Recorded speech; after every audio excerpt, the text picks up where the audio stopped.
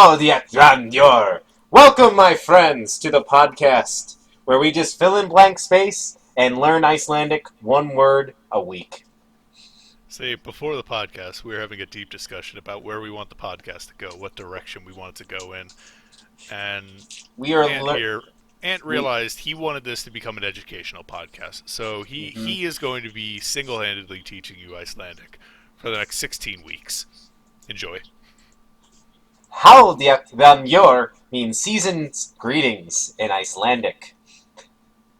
That's the show, guys. Bye. That was a fun podcast. I Good, enjoyed good. that. We had a good time today. Good I time. told We had very memorable moments. We had a time. exactly a time, a single one. That's about right. So the fine folks at home learned a new word today in Icelandic. Apparently, how popular is Icelandic as a language? I mean, I obviously Iceland, but I mean like okay. Iceland population it has at least 323,000 speakers. Though I would like to add that the baby portion of the population only speaks Icelandic gibberish. yep, definitely. I can't imagine they're speaking it perfectly. Mm-hmm. Makes me wonder how popular this language is actually, like, around the world. I can't imagine it's that big. The languages of Iceland. It's pretty much Icelandic, with some Polish in there. Maybe I don't know. I'm going off of Wikipedia here, the most site worthy of articles. I mean, I was looking at Wikipedia too, but I was trying to find like an international number, but like odds are most people in Iceland don't even speak this, so no, they probably do. But yeah, we've started out great, guys. We're having a great time. Top-notch research, as always. We're batting a 2. A 2 is abysmal. I'm sorry. Like, it's batting 1,000. I mean, if we were Actually, good, wait. yeah. Actually, wait. Is it? I don't know baseball. Sports. Yeah, sports. We know sports. Dear God. Batting 1,000. Is it good or bad? Google. I need some help here. I don't. Is it? It's a good thing. Okay, it is a good thing. All Yes, right. to achieve success at every attempt. So I imagine you're hitting 1,000 out of 1,000 balls. So if you hit 2 out of every 1,000 balls, I don't know what you're doing in baseball. I really don't. The answer is you just left the ball. You just left the bat on the ground, and just by sheer numbers, at least 2 balls hit the bat. Statistically, 2 out of every 1,000 hit the ground. So if you put the bat down there, you should be able to hit it just by leaving the bat there. That sounds about right. But would that be considered a bunt or a hit? Ooh, you're asking the real questions here. Questions I don't care about. See, we need... No. I think this should be something we all care about. So Okay. hear me out on this. All right. Okay, do you know what a bunt is?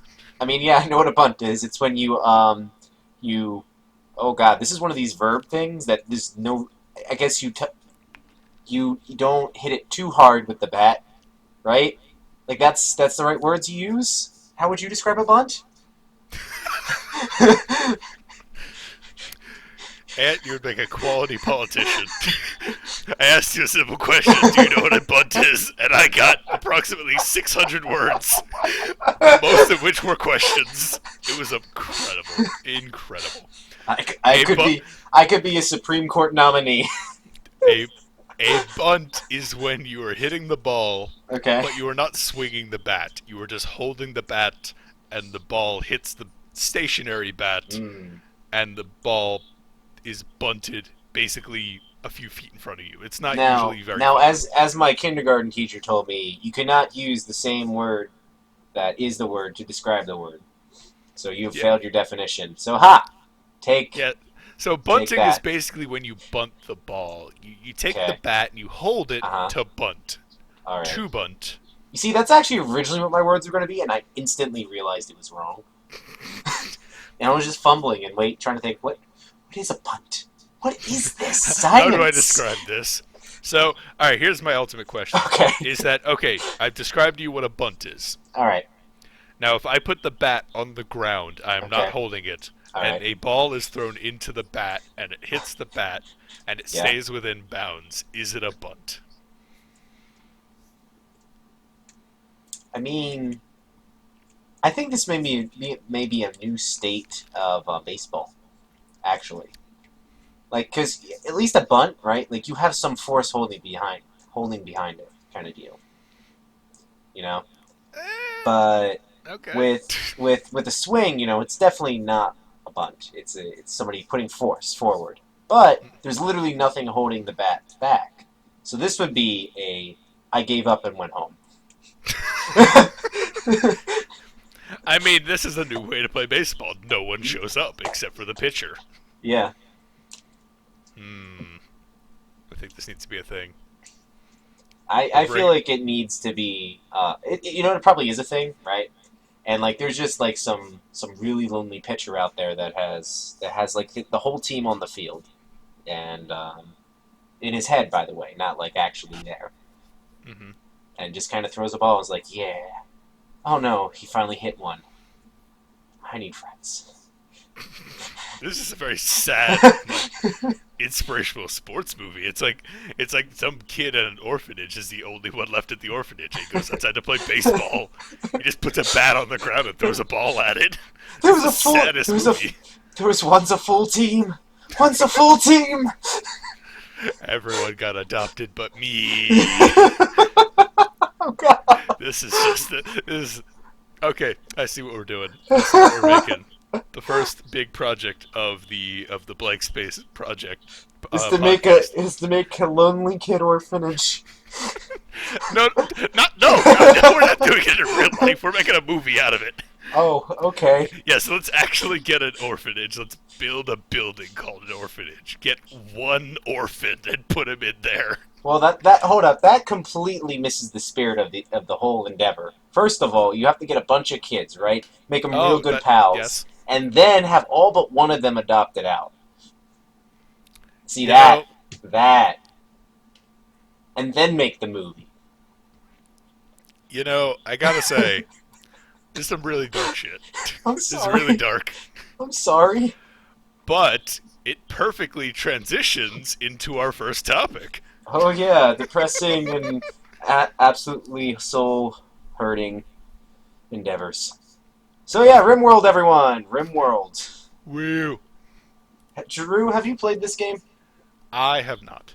Oh crap. I plan on it eventually, but Wait, not. oh no, I'm the source of information here. I'm scared. Alright. You're on your own. I'm pushing you out of the iceberg. Heavy breathing.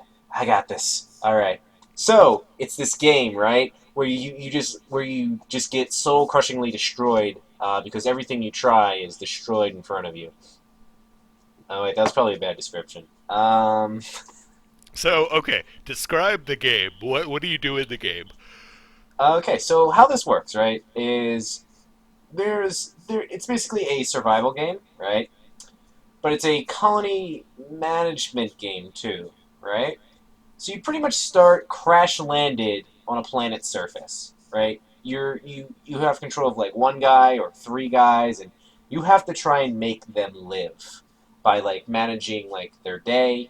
Like hey, should construct a building here. You should go off and like get some food so you don't starve to death. And for some reason, this game has captivated my time, like to a horrible degree. Like, there's a reason why the episode came out on Saturday, and it wasn't just because of the issues that we had last week. I'm sorry. I'm sorry, listeners. I'm a horrible person. How dare you? How dare you play a video game? I'm sorry. You should be ashamed of you. We're putting you on the iceberg. We're pushing you out. Bye, everyone. You're on your own. Alright, now Send that me he's gone, biscuits. get out of here. Get out of here. Get out of here. Push him faster. Now that he's gone, we can talk about the important stuff, like bunting. So, I recently bought a So bat yeah, so to figure. RimWorld anyway. But no, this game is actually a lot of fun. What's so fun about it is that it has like a completely customizable difficulty where like you can just decide to be like I'm just going to do have a colony builder where you're just going to sit back enjoy just creating like this little setup that you want like um, you can end up making like a nice thriving colony and not really worry about stress too much or you can complete or you can give yourself a lot more challenge and you could have like random events happen where like your crops could be blighted and like you lose a bunch of food so now you have to try and deal with that if your town gets too good you may have like a bunch of bandits try and take all your stuff and you now got to defend it right like there's a lot of things that can happen in this game you can keep research you can like get better technology to help keep yourself better protected but the bigger you grow the more chance of somebody trying to attack you, well, happens, right? So it's kind of like a double-edged sword. Like, are you going to like build this nice sprawling compound, or are you going to try and keep it nice and small, and hopefully nothing too bad comes your way? And it has like a very nice dynamic of you put effort in, right? But it's not like you ever get to the point where you don't have to worry about things. It's never you never get to the point where you're like, all right, I pretty much won this game. I can just sit back and not like do anything. No, you can always be tested, right? Because you also have to manage like all your colonists. Like you got to keep them happy. Like if they get too depressed, they may like start hurting themselves or like hurting other people around them. It always gives you something to manage. There's always something that you can try and improve. There's always something that you can try and make better. And that's what's so addicting about this game. It keeps you in a workflow, but it doesn't make you sit there too long without doing anything. Like there's always something you can work on. And that's what I absolutely love about this game. There's always something to do in the game, kind of. Yeah, and it's not like something meaningless, right? Like it's always something like, okay, I can get this work done. Or like you could have like an event happens that has to have you like you could have like for instance like for some reason there's toxic fallout you got to keep all your people indoors be like oh shit I got to limit their exposure to the outside otherwise they could get like radiation poisoning and something like that like the game can throw you one hell of a curveball Hmm. at times you could have like bandits show up with mortars and they're just throwing mortar shells at your base while you What? no so one of my other friends right he's playing this game too I got him sucked into this right Hmm. and he got to a really big base, right? He was doing really well.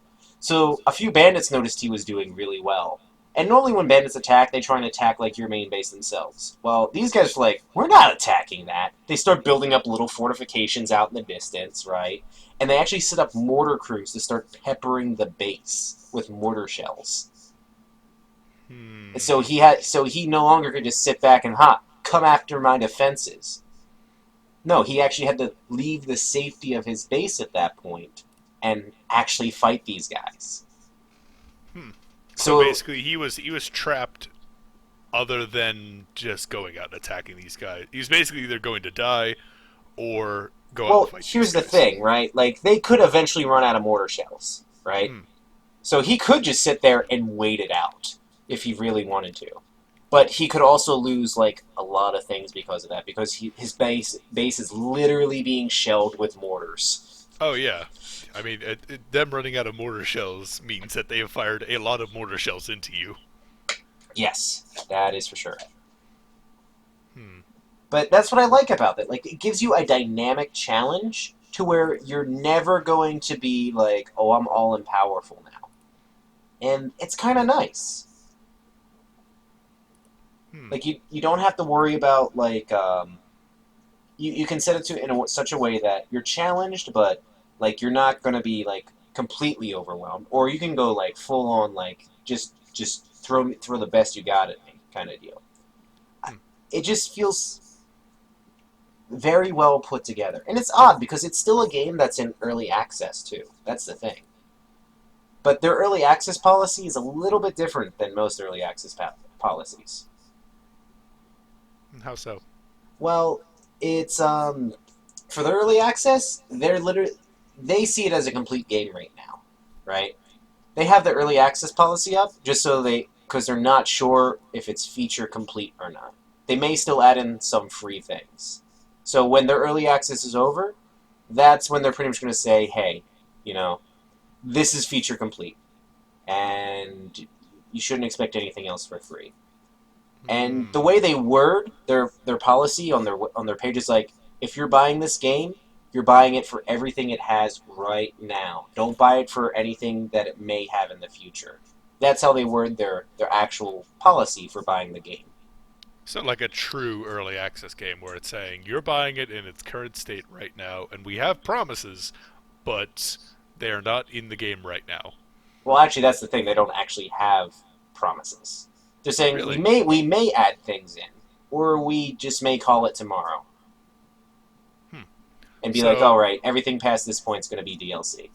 so they don't have like a roadmap or anything that's like, hey, upcoming next patch or what we're working At on. least not to my knowledge. At the moment, they're pretty much saying, "Hey, this is feature complete," and yeah, this is feature complete. We may add things in for free, but we're not sure yet. That's Hmm. basically that's how they worded it. It seems like an odd way of putting it, I guess, because Yeah, but it's really honest though, so that's kind of nice. it is. I appreciate that. It's just it's odd to me for them to be like, we don't know what the future of the game is. When we Mm-hmm. release it, we're essentially done with it. Mm-hmm. We'll of course like update it, but like that's gonna be bug fixes. That's not gonna be content. Mm-hmm. Yeah, that's about Um, right. that reminds me of another game I played a lot of. I think you might have actually played it too. Did you ever play Prison Architect? I didn't, but I did watch somebody play it a bit. Yeah, so that game was in early access for a really long time, and it came out of early access in like a 1.0 state, basically saying, "Hey, we've got a full game here, what we're happy to call 1.0, and we have more stuff coming." And it was like, "Oh, cool, nice. They're going to support this game past it." And they released a few updates. They released some really Mm-hmm. cool stuff into it, and then at a point they said, "We're done with it. We're moving on to another project. We might do patches for bugs, but we are essentially um, done with the content side of it. Obviously, modders can still add stuff and all that, but we are done." So I wonder if it's going to be similar to that, where basically once they release it in a 1.0 state, they say we're done. We will do bug fixes if need be, but of course, we're pretty much over and done with it. Mm-hmm. Hmm. Okay. Well, It'll be that's not so interesting to bad. see. Yeah, it'll be I don't know. interesting to see what RimWorld does. Because I mean, I know it's insanely popular. I've been looking into it for a while now. I've just never uh, been like compelled to buy it Yeah, I don't. yet. I was just talking with you guys just after we were recording last week, and I remember just like, you know what, I was really looking to buy this, and then I just did, just on a whim, and then I didn't sleep that night. Woo. Like I highly recommend it. It's pretty good for what it is. Hmm. Yeah, I'll look into it. I'll add it to my wish list and I'll kind of look at it some more because Mm-hmm. the thing that always drew me in, I'm sure you've heard of this too, is that the game is basically a dwarf fortress, but not the steepest learning curve you've ever seen. Yeah, yeah. I mean, like I'd be okay with Dwarf Fortress, right? As long as if it just had better UI. If a lot of the mechanics were more explained, if the UI wasn't so crazy, if you didn't have to download a mod to make them UI understandable sometimes. There's a mod for Actually, that. oh yeah, there's mods aplenty for Dwarf Fortress, and it's there's plenty of mods to make it so the UI is not created by an alien, Okay. created by someone from the 90s. It's it's a pretty good mod, but the thing is, the game still has a super steep learning curve of what you can do, and Mm-hmm. that's what always drew me in about RimWorld was like they basically said like we want to make a game that is similar to Dwarf Fortress, but in our It's own world with our own mechanics, and is wholly approachable hmm to yeah, it is anyone. kind of nice. Like you can definitely do like you can start off in the game and you can kind of pick up what you need to do at the beginning, but it definitely takes a bit to realize like, hey, what am I really supposed to be doing? But it's Mm, accessible. That's what's nice. Like it feels like you're actually making progress in the game, and that really does feel good. hmm. All right, well, sounds pretty good. Yeah, yeah. Sounds pretty solid. I'll keep an eye on it. If it's ever on a decent sale, I'll consider picking it up. That is the blank space seal of approval. Ching ching. One recommendation and one. I'll look at it later, I guess. Give it a solid 9 out of 10. 9 out of 10. That's the review. Go home. Wait, no, we got more stuff to talk about. Hmm. Do we? I mean, I thought we did. It's your Nope. topic. Nope. Ending it here. Oh, okay. That's a thing. No. So I have a topic to bring up. Okay. And actually, I had talked to you about it midweek. All right. Um. I don't know anything about this. I mean, you were there, but all right. Oh yeah, I Um. was there. So the I think we either talked about it on the podcast or we talked about it briefly before a podcast, but both me and Anthony are big into the podcast world right now, where we're kind of listening to a lot of different stuff. Honestly, the stuff Anthony listens to, the stuff I listen to, has some cross pollination, but we do listen to other things as well. Mm-hmm. But one of That's the about things we right. cross on is one called Serial, Mm-hmm. which is basically how do they describe it? A story told week by week. Yeah, it's usually told week by week, and it gives a journalist's like investigation into either like a crime or like a certain event that happened or something along those lines. Like one that they did was of a murder and whether that person that they had in jail was the person that actually did the murder. And it goes into like all these eyewitness testimonies and like it thoroughly breaks down the case, Hmm. right? Yeah, it's basically a story told about this story, but told in intricate detail in different aspects, more or less. And I would kind of describe their new podcast, S Town, which has no real connection to Serial other than it's made by similar people. Mm-hmm. But it's made by similar people, and it's got a similar kind of format where basically it is talking about an event in great detail Mm-hmm. in all aspects of it. Now, real quick up front, we will not be spoiling any of the big parts of S Town. We are Um, good. We're going to be good today. yes, We're not if going to do what we did with King Kong, and we're not going to do what we did with with the Metro series. yeah, pretty much. But we will be going into for people who've listened, we will be going into stuff during and pre episode 2, more or less. We'll be going over basically the setting for this podcast. Now, Ant, do you want to tell the fine people what S Town stands for? S Town stands for Shit Town. Mm-hmm.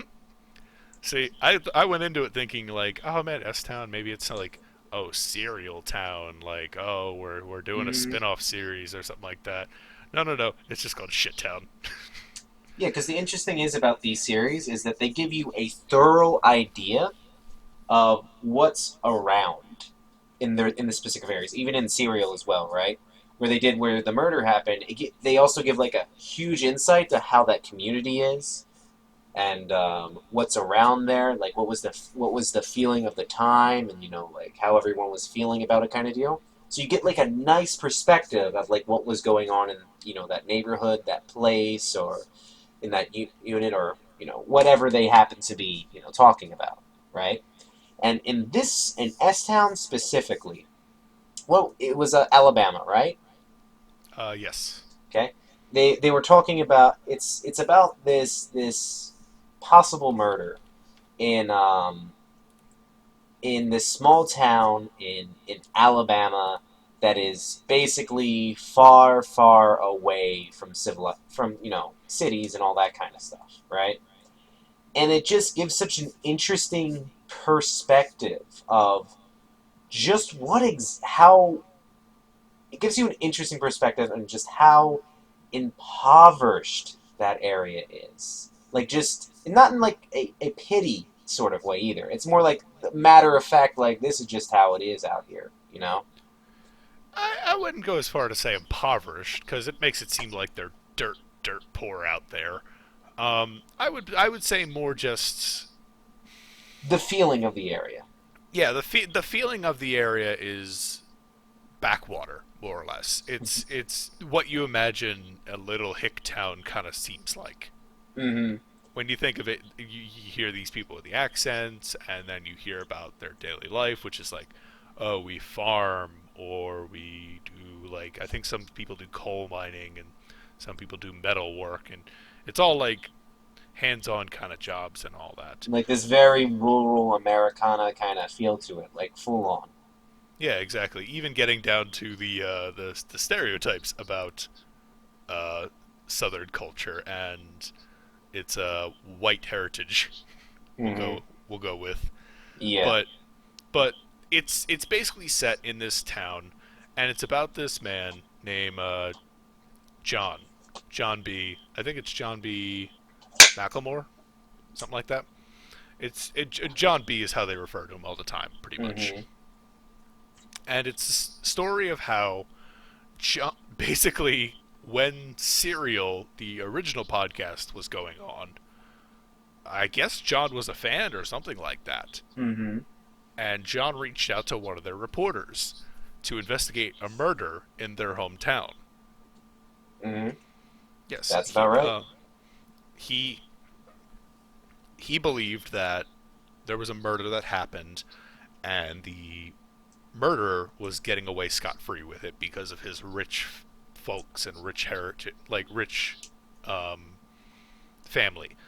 Mm-hmm. So pretty much the story is set off with the reporter, the narrator of this story, Brian Reed, that's his name, Mm-hmm. um, gets this email from John, and John says, "Hey, I don't know if you're interested, but there was a murder down here, and it's being super covered up, and no one's talking about it, and yada yada yada."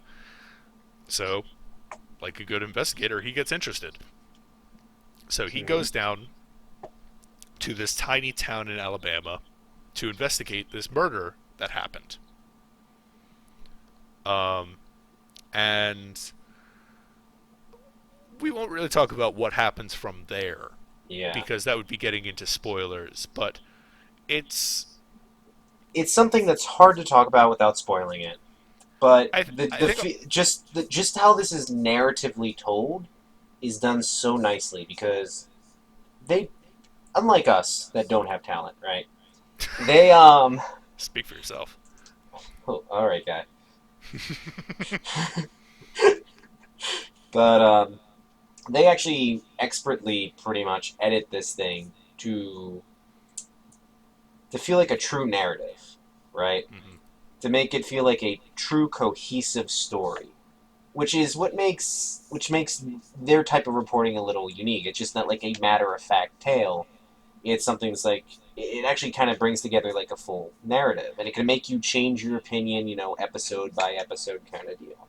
And Yeah, that's what makes it interesting because they give you like interesting reveals. They give you like actual interesting cliffhangers and like all that kind of stuff. They're not so big on the cliffhangers, but like it's like little tidbits thing. Like it's the small things that this podcast does that build it up to a great listen to. right. And the thing I would give to it primarily is that the it basically diverts the audience that would come for a serial type podcast, where serial is very mystery based. It was very like Mm-hmm. well, at least the first season was who done it, who could have murdered this girl, Mm-hmm. and I won't say what happens, but I will say that the beginning of the podcast kind of plays to the serial crowd, where this murder is being investigated, Mm-hmm. and then it kind of gets a personality of its own very quickly. And it's basically just a story about this town, more or less. And each episode is told from a different perspective. It's You learn just so much about the area and like what's it really about, and like it's kind of like gives you a nice little slice of American life that isn't necessarily the one that you're from. And it's interesting just to get that kind of perspective. I mean, you definitely don't get it basically anywhere else. no, and it's a different way of telling it, and I haven't really seen too many podcasts doing something like that, or even too much media doing something like this, which just I mean, can you name anything? I've personally never come across anything myself that not does it in exactly. this kind of There's way. there's things that are similar, but like not enough for me to point at it and say, "Oh yeah, this does it," and this does it better, or this does it worse. Mm-hmm. It's like this does it in a similar way, but not enough to like Mm-hmm. link the two of them. Well, real quick, so since we don't want to spoil it, I think we'll just end with where we are in the podcast, and if we recommend it. So, Ant, how about you first? All right, so I'm at least like 4 episodes in right now, and I absolutely love this thing. I'm gonna listen to it to the end, and yeah, yeah, do it. Just just do it. Nike that shit. That was Now, Nike, right? just do it. Yeah. It's not just do this shit. Uh, I don't think that's their slogan. just do it then. You Okay. talk about yours. I'll internet. Nike, just do this shit. That's how much you're typing in. So I've finished it. I finished all 7 episodes. It's I don't want to say short. It's 7 hours more or less, but it's short in terms of like I guess feel or length, where 7 episodes really do go by very quickly. And I will recommend it, but I will give it one little caveat that a crowd like I guess I'll add one little asterisk to it, where one of the things in Serial, especially season 2, people got very frustrated with Serial season 2 because they dropped the mystery aspect of it. Mm-hmm. Serial season 2 was about an American soldier who allegedly went AWOL and did his own thing. It was all about the politics around it and getting him back and his own personal his own personal thing about it. And people were frustrated with it because it wasn't a mystery. It wasn't like, ooh, who done it? Who could have done it? Why did he do it? I would say if you're a crowd looking for that kind of same feeling, like Serial season 1, I Mm-hmm. would say this isn't going to fulfill that need. But I still see it as a really good podcast. I mean, you're definitely going to get that feeling in some points, but it's definitely not the full. It's not the full feel of it. Right, and by the time you end Also, episode, it was Nike, yeah, just do it. and it was also Shia LaBeouf too. I forgot about that. I should have remembered that. I'm glad they paired those two together. Yep, I But got it because of shoes. Because it was a pair. shoes. Did you get But it? It was funny. I lied. Anyway, so you were saying. I'm just gonna let him finish at this point. He's got a joke somewhere in here. He's digging. Nope, Um, I struck granite. Um, but I would say by the end of episode 7, you're not gonna have that feeling of like, oh, big reveal, or like, oh, I know who did it. It's you get to the end of it and you feel like you have a more or less complete picture of what the podcast was doing. And it's fulfilling, but it's certainly not a mystery. It's certainly not going to be a podcast where you listen to it and you're dissecting clues here and there. I feel like it's safe to say that this whole serial series is it kind of got misunderstood what it was actually. Yeah, I can agree with that. Like Where all it really is like it's what it really is it's investigative reporting and putting it in a narrative. That's all the serial thing is, right? And what This American Life did, what what this is supposed to be, right? Mhm. But since their first thing was actually a mystery and it got narratively written as a mystery, that's what And it was people kind of got very expected to invested. be for everything. But in truth, it was just supposed to be investigative reporting, put in a narrative. Yeah, it was supposed to be serialized content, basically a story, Mm-hmm. like they say, a story told week by week, as opposed to, oh, here's murder mystery podcast.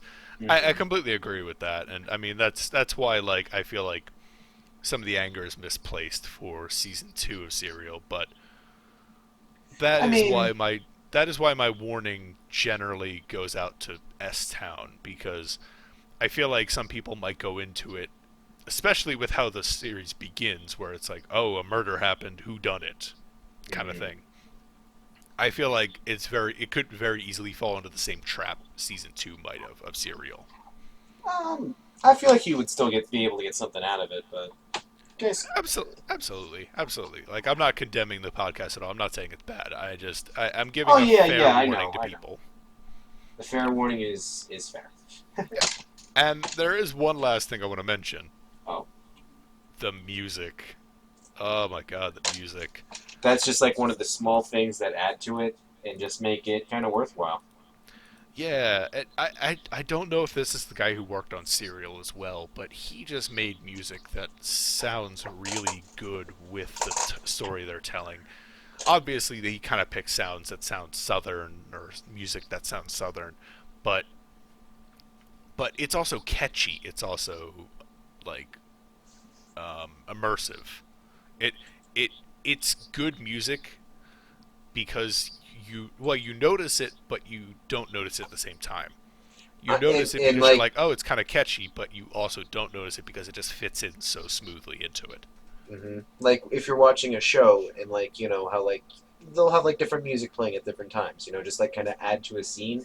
They do that expertly in this show. Yeah, like when you're watching an action movie and the big music swells up when an action scene happens. You don't notice that, but it's a good feeling towards it. It's contributing to the overall aesthetic of it. I really enjoy it. I say anyone who listens to the podcast and wants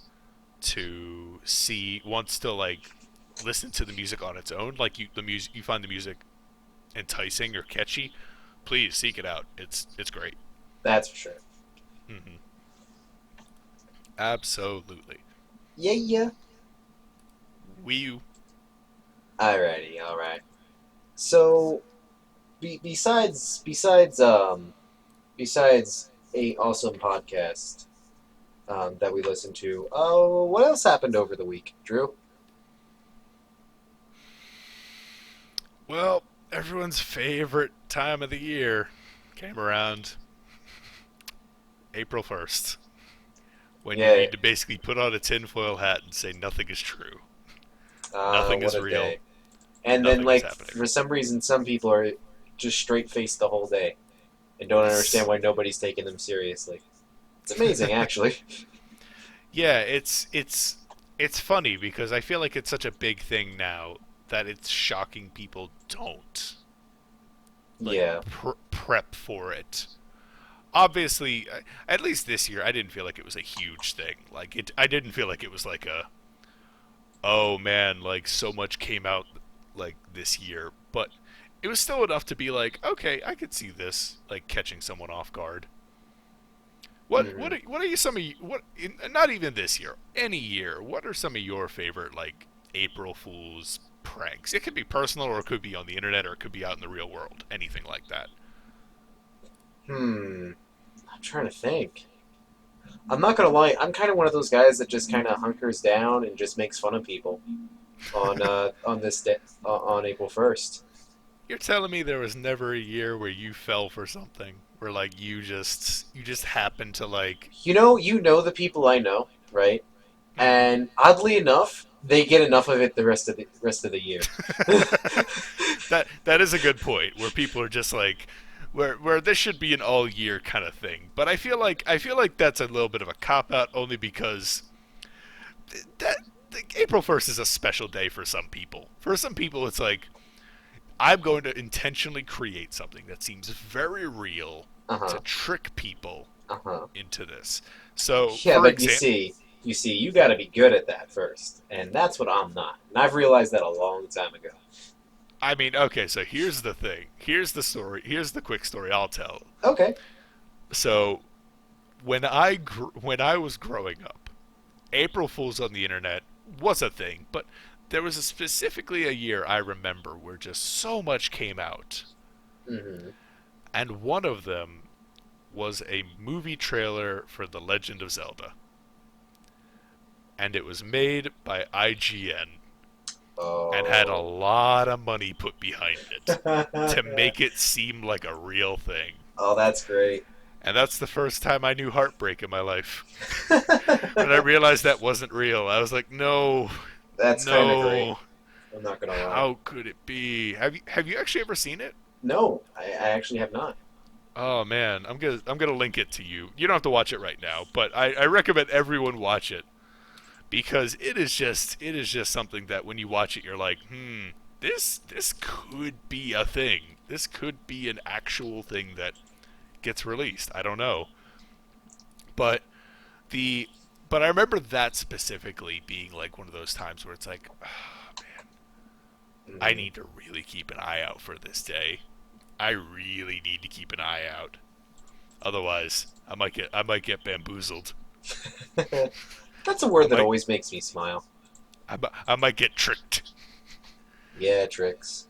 Yeah, but there's there's a couple of things that happened this year that I want to talk about. All right. Like, what specifically? Because I'm out of the loop. I pretty much, I did not pay attention because of, well, you know what happened with the whole RimWorld thing and me like You not just got not soaked even not into even a like game. seeing the sun for like a day or two. I feel like your boss called you and was like, "Where are you? You're supposed to be at work," and you're like, "Eh." "No, I don't leave." So I have three things in particular that are just quality April Fools this year. So number one, Google always does something. Okay. Google always does something for New Year's, but this year, this last what's it called? Last year, no, it wasn't last year. It was 2 years ago. They did um, Pokemon Go as Hmm. their April Fools. Of like, oh man, look, you could find Pokemon on Google Maps, and look, we're gonna make a real virtual reality game. Haha, isn't this so funny? And then it actually happened. So people were just like, I don't know what to believe anymore. This is crazy. This is insane. Is Google just gonna do something that just always happens? So this year they played it a little safe, but I always enjoy their stuff. Actually, let me see if it's still up. If it is, that would be incredible. Um, What are we looking for? I don't believe it's up. Oh no, it is. All right, here we go. Anthony, will you do me a favor? Will you go to Google Maps?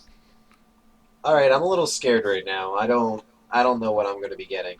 You should trust me. You should trust me. I mean, I don't trust you, but Oh, I'm just being honest. Let's see Google Maps. wow, wait, wow. Thanks for the trust. Thanks for the overarching.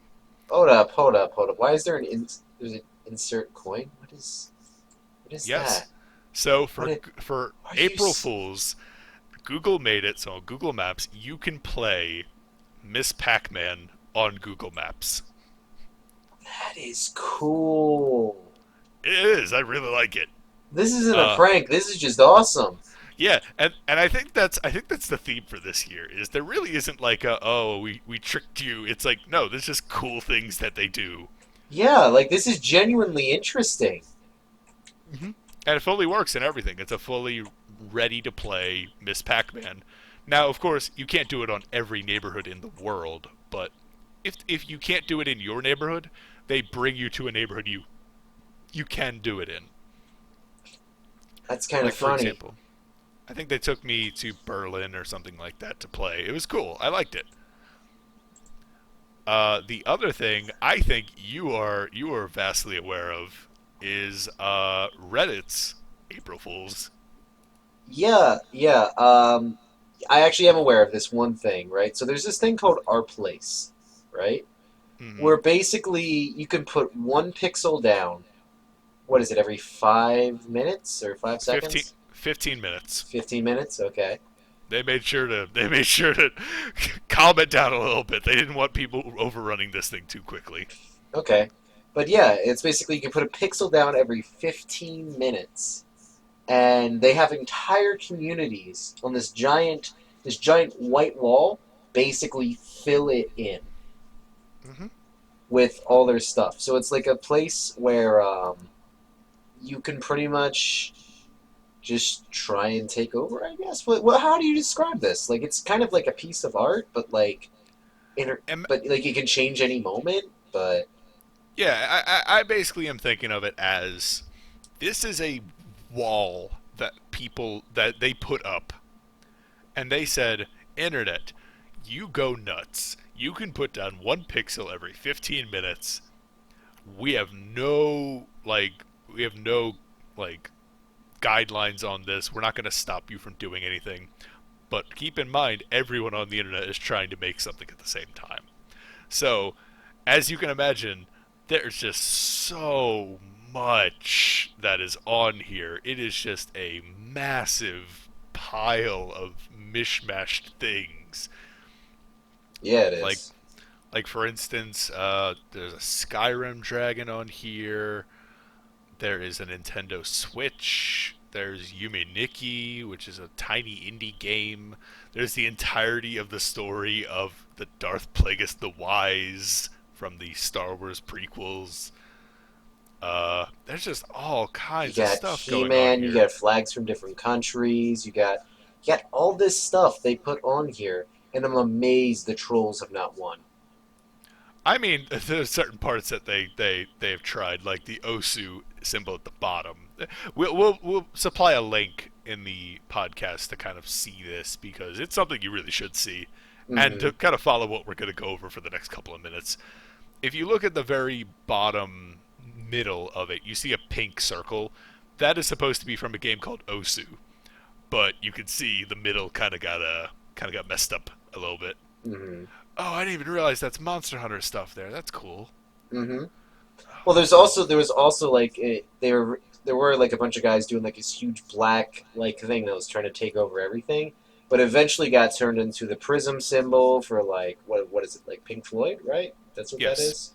Pink Floyd, and then a really good David Bowie's right next to it, Mm-hmm. like a really good one. Hmm. But it's kind of There's a funny, like even if people do try and troll it, people just kind of make new art out of it, which makes it extra interesting.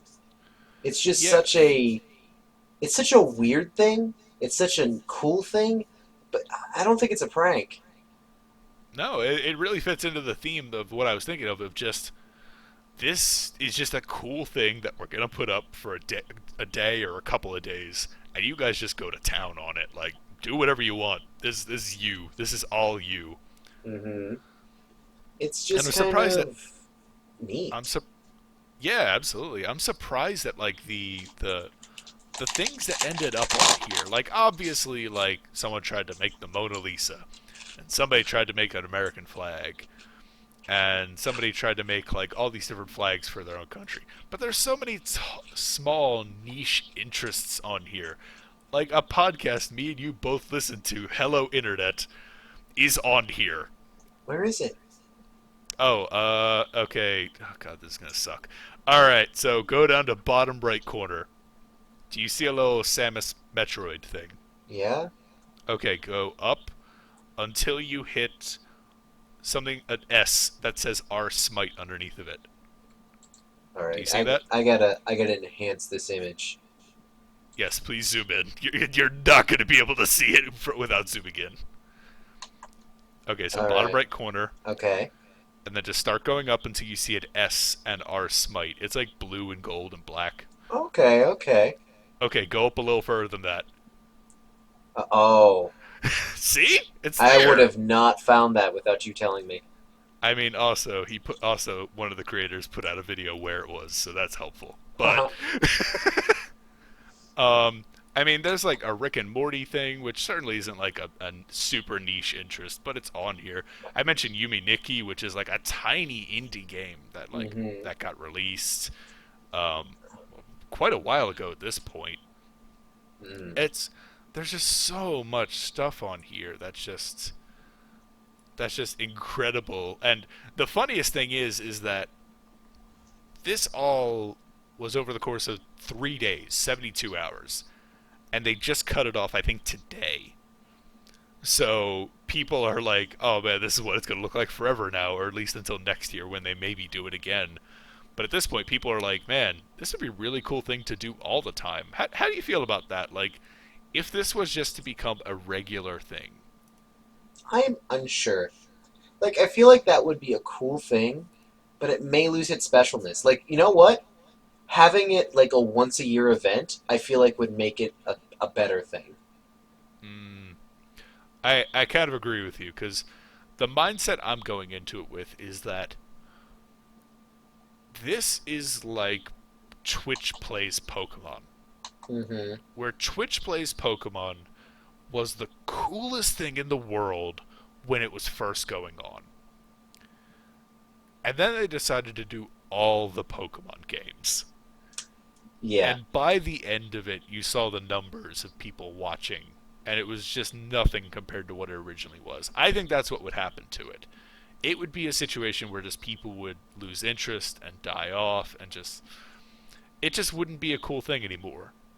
Like hmm one guy would be up in the middle of the night trying to do it and would be like, "Yeah, just this is what we're putting together. Here we go." hmm So one guy would take it over overnight or something like that. I think it's better to have like as a once a year thing because that means a bunch of people are anticipating it, getting together, and just working on it. And then you get this cool stuff where just you zoom in and look, and just all kinds of neat stuff is everywhere, just all over, Yeah, that's for all sure. over. It's like you can just take a look. You can just pick apart like every piece of this, and it just has something interesting in every spot. That's kind of neat. Yeah, like that happened for me just a minute ago, where I was looking at it, and what did I find? It was what game was it? Well, Game I something. found communism in the corner, so Oh, of course you did. Well, here's an example. I found an Eagles logo down here. I oh, didn't think a sports team would end up on this.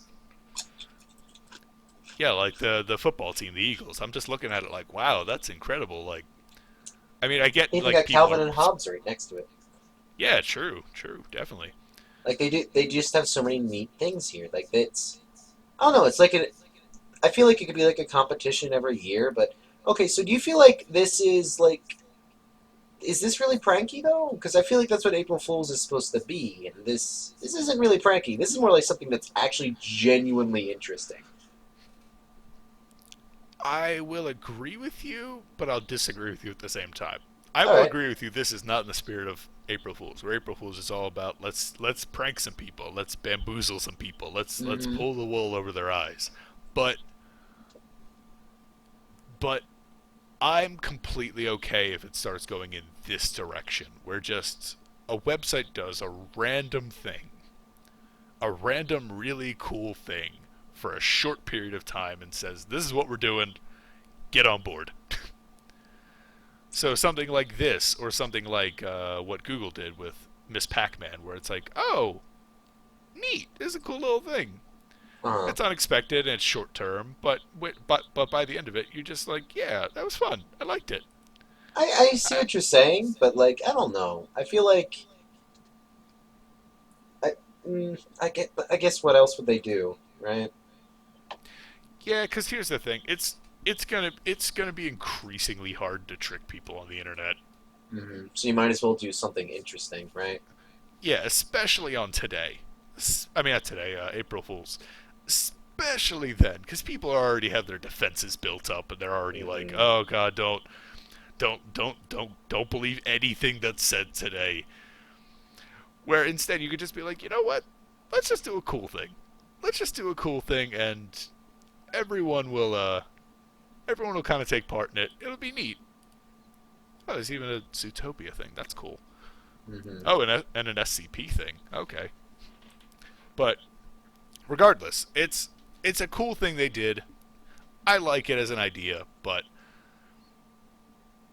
it's not technically in the spirit of April Fools. Now, I have my final part. Oh, I have my final prank that okay, happened on April Fools that I very much enjoyed. okay. Have you heard what Rick and Morty did for April Fools? No. Okay, are you aware of Rick and Morty? Yeah, I watched season one. Okay, cool. You should watch season 2, by the way. Okay. So, so in the spirit of the day, Rick and Morty was like, "Hey, we're gonna post something," and everyone's like, "Ah ha ha, that's funny." hmm But then people started watching it, like what they had actually posted, because everyone probably looked at it and said, "Oh, that's nothing. Like, I'm not gonna watch that. Like, it's probably like Rick flipping me off for 1 hour or something like that." So you go to the link, and it takes you to a stream on Adult Swim, the network that puts on the show, hmm and they are streaming the first episode of season 3 all day on April Fools. The first episode of the brand new season, streaming it all day. Oh, Yes. They basically dropped a brand new episode of a show that has been long awaited, like over 2 years at this point. Just dropped it, and we're like, here you go. oh, it would be even. Oh man, They if they start off with episode two, dear God, oh, oh, that that'd be would that would hilarious. complete the prank. That'd be so good. But I mean, long story short, you look at it, it's like, so they basically pulled the wool over your eyes twice. They said, "Oh man, we released something," and everyone's like, "Oh, you released something fake." But no, they actually did like a reverse psychology with it, and at the same time, getting the biggest amount of press that they possibly could on a brand new season, where just everyone is just so hype about this video stream for the episode that people were just going off online on all corners of the net being like, look what's happening. It was crazy. It was insane. I loved it. It was a good idea. It was a really That solid is. idea. I feel like that's not being negative, right? Like how some people try new pranks, but that's Hmm. also like being creative as well, which makes it extra great. Like Oh yeah. it follows the spirit of the day too, which is just kind of nice. Yeah, it's technically a prank. It's technically like pulling the wool over someone's eyes, but at the same time, you're looking at it like, this could be. This is a neat little treat. This is a nice little thing. Because, I mean, let's be honest. I I don't want to see like more pranks on YouTube. I don't want to see more pranks on the web. I'm kind of sick of that right now. hmm That's fair. A lot of channels kind of ruined it, where it's just kind of like, oh man, we're gonna do a prank and we're basically gonna go throw glass bottles at somebody's house, or we're gonna go like spray paint under a bridge. It's like, you're not really pranking anyone. You're just kind of doing a shitty thing. Yeah, that's about right. And it's one of those things. But that's kind of why I'm on board with the idea of like Uh, April Fools just being a time for a cool thing to happen. hmm instead of being like, oh man, look who we tricked. Yeah, I get what you mean there. I can agree with that now. Hmm. Because, like, the usual just kind of tricking. Well, I mean, like, I guess it's not really meant to be something that's supposed to be big and corporate or anything like that. It's mostly meant to be something you do with your friends. But if your friends are assholes like mine and yours, right? Like, then we just kind of get that all year round. Yeah, more or less. You look Or at it, you're or you like, can have hijinks ensue at the office. oh my god, I hated working retail on April Fools. That was the worst. Did you work on April Fools? Did anything happen? April Fool's was a Wednesday, Saturday. Saturday. Oh, I did. Oh yeah, I did. Um, I did. I did. I but guess I'm taking a stab in the dark and saying no, nothing crazy happened. yeah, I mean, like we have a manager that is a great man, but like he has an April Fool's personality all year round. So it's more of the case of like he compensated for all of us for the whole year, so it's all good. It Okay. actually wasn't that bad. I'm surprised like you didn't have any customers try anything or like. You're right. You would think somebody would, but nobody did. I mean, that's a blessing. That's a blessing, more or less, because like I remember working retail and just being like, this is the worst. This is like 16-year-olds coming in and shouting in my ear and saying it's just a prank and then leaving. It's like, oh, that's not really April Fool's, but all right, That's it's not. fine. It's not even a prank. It's That's not. It. that's a topic for. Actually, no. That's the topic for today, right? That's a topic for another time. Wait a minute, we're talking about April Fools. Hmm. I, I mean, tell you what, we could save it for another time. That's a whole can of worms. It's not even a long can of worms. It's just simply like, We don't no, care. uh, don't be shitty, people. Yeah, just don't Just be don't be shitty, shitty. people. Be pranky. Exactly. Don't be shitty. Hmm. Literally, it's bad for the pants. Oh, that's my favorite game. Don't shit your pants. I mean, I can say that I have a 99% success rate. Oh, you do? Yeah, Good. That's I good. think that 1% was when I was a baby, though. Okay, I was gonna say like, all right, now we need to figure out when that 1% is. Let's go Also, back a week. I also think my math is off. I'm not sure if that's the right percentage. I mean, here's the thing: you're probably rounding down because even if you shit your pants like, let's say 50 times in your life, Okay. if you percentage that versus the amount of successful shits you've had, Yeah, that's but you still know probably what? 99%. I agree with you, but like it depends on how you're measuring. Like, do you see it as how many times? If it happened at least once that year, do you count that year, or are you counting it by month, or are you counting it by day? I mean, if you're counting it, or you can count it via.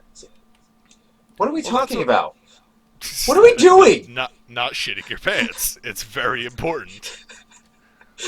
It is a very important aspect to your life. Don't shit your pants. We. Whew. Alright, guys, it's been Uh, fun. It's been a fun we had a conversation. we had a great episode, guys. We talked about what did we talk about? What's in the Not shitting your notes? We pants. talked about RimWorld. We talked about Not S shitting your Town and it was pants. great, and Not April shitting your Fools pants. and our place, and this was a blank space, and we filled it in with something. By not shitting your pants. I don't like you. Especially when I shit my pants. Dear God. Bye. End scene.